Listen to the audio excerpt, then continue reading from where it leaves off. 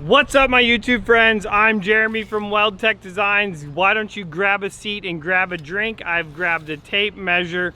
We're gonna have some fun today with some RVs. I want to go over a whole bunch of measurements with you guys. We're gonna talk about stock RVs and we're gonna talk about lifted RVs here and kind of give you guys some information on it. If you're thinking about lifting your RV, we want you to have a reference and you can kind of see where we're measuring from and where you can measure from to get an idea of what you might be looking at if you are going to lift your RV. Now keep in mind, both of these RVs have stock wheels and tires on them, so that's going to help. And before we pull out this handy dandy tape measure and attempt to use this, I want to have each and every one of you guys go over to our website and where you can get some new Weldtec merch. We have hats and shirts now available on our website, along with, please go over and smash that subscribe button on Growing Up Garage. And I'm gonna just assume that you guys have already done it here on Weldtec Designs. Smash that subscribe button, and I'll do you guys even one more, is everybody who comments on this video will be entered to win a brand new Weldtec Designs hat. So I love giving you guys free stuff. Thanks for hanging out with me.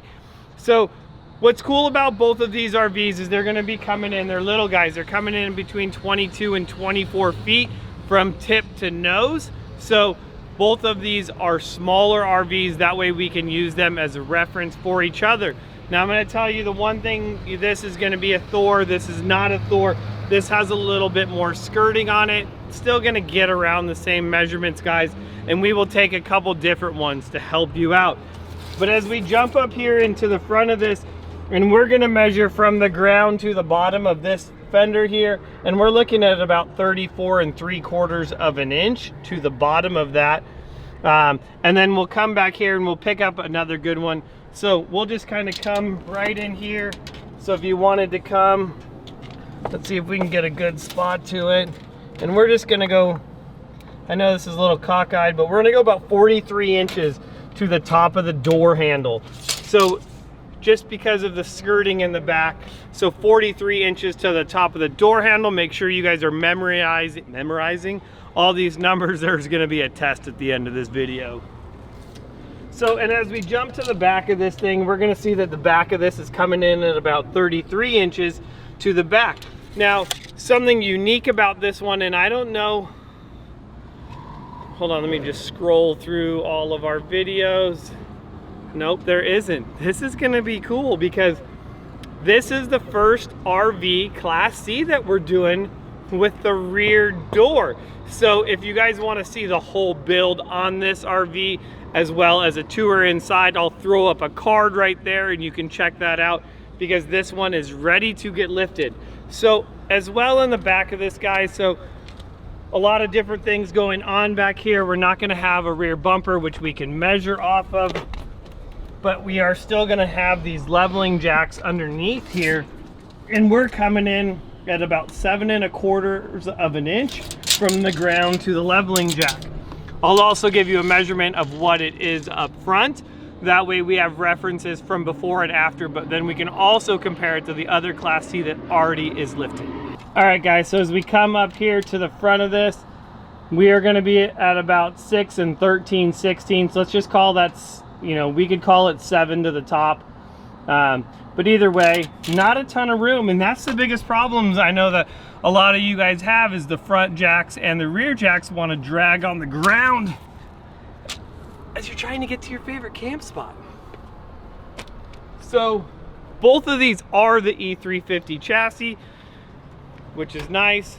Of course, the E450 is also nice, but for these little guys, it doesn't really need it. So now we're gonna jump into the next RV. So this RV does have the lift kit on it. This is gonna be our 6-inch kit, our Fox shocks, our steering stabilizer, our extended radius arms, all the cool stuff on it, as well as the Fox shocks with a reservoir. Now, coming in here, we're coming in at a whopping, we're gonna call that 40 1/8. So I think that one was 33, so according to that, it's like 7 inches of lift. So really you can see too between the bumpers how much lift there is. And the reason I really want to show you guys this is because one thing, a common question that we are always getting is, man, I'm really scared if I lift my RV, how's it gonna drive? Is it gonna feel like it's gonna wanna roll over? You know, is it too high? All of these questions. And you know, this is gonna kind of help you see like the difference from stock to a lifted one, also with the overall height. Guys, I'm telling you, this is my own opinion, and you're gonna see it backed up by lots of customers who we do theirs, that it does drive a lot nicer once it's lifted.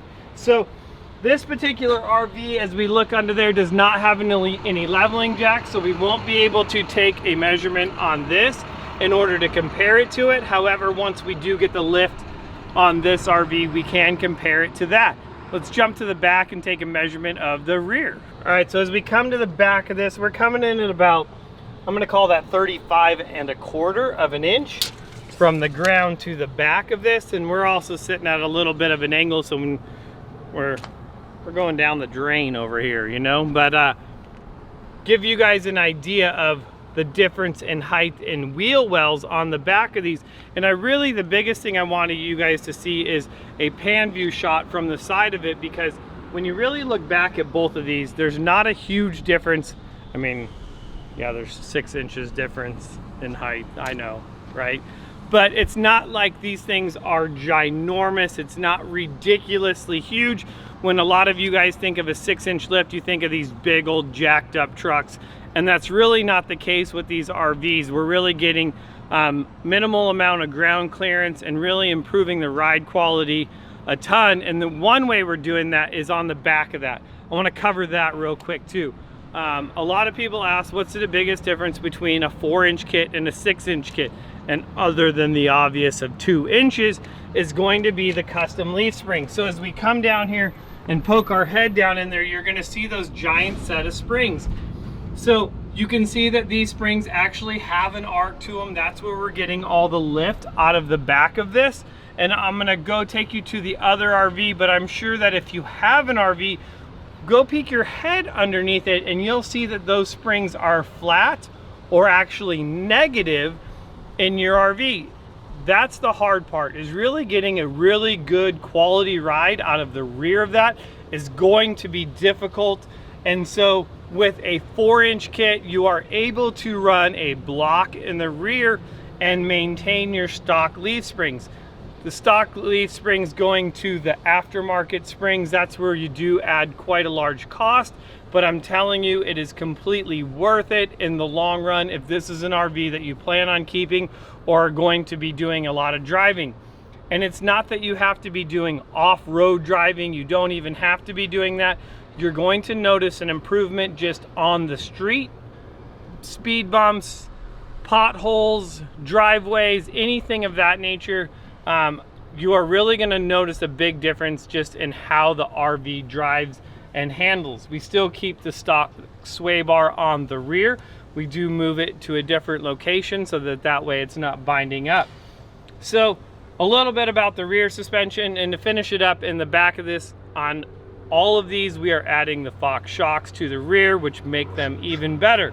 So a ton of things go into this suspension to really give you that quality ride. I will take you over just in case, if you don't believe me, showing you, see if we can get a peek of these stock springs in this other RV. So I know that there's not a lot of room in here without the lift on it. This wheel is pretty much taking up the whole wheel well, including, they got crazy with the foam in here and just went absolutely nuts. Little crazy. So you can't see the springs, but you're gonna have to believe me on this. This spring is completely negative to keep this RV sitting low. So definitely not what you want in a leaf spring. So that's why we take them out and put our own leaf springs in there to really improve the ride of that. I'm sure that there's something that I missed, guys, and if I did, please comment below. I'll be happy to answer them either in the comment section below or in a future video, because That's why we do these videos, to help you guys out, to determine what you want to do and how you want to do it. I mean, a lot of you guys thought you could never even lift an RV, and of course the crazy guys over at Weldtec Designs said, we can do that, of course. So I think that's it. You guys are gonna smash that subscribe button. I got a piece of moon rock off this RV. This RV just came from the moon. Actually, it just came from Austin, Texas. It just was delivered yesterday, and we're gonna lift it with moon. I guess it went to the moon first. I got moon rock. This is pretty sweet. I'm gonna give it to Caden.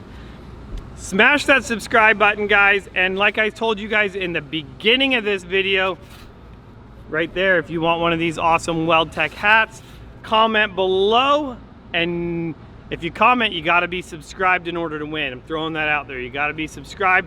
I would love to hook you guys up. Like I said, more questions. That's all I got. I'm done. I'm sending you guys to the moon. See ya.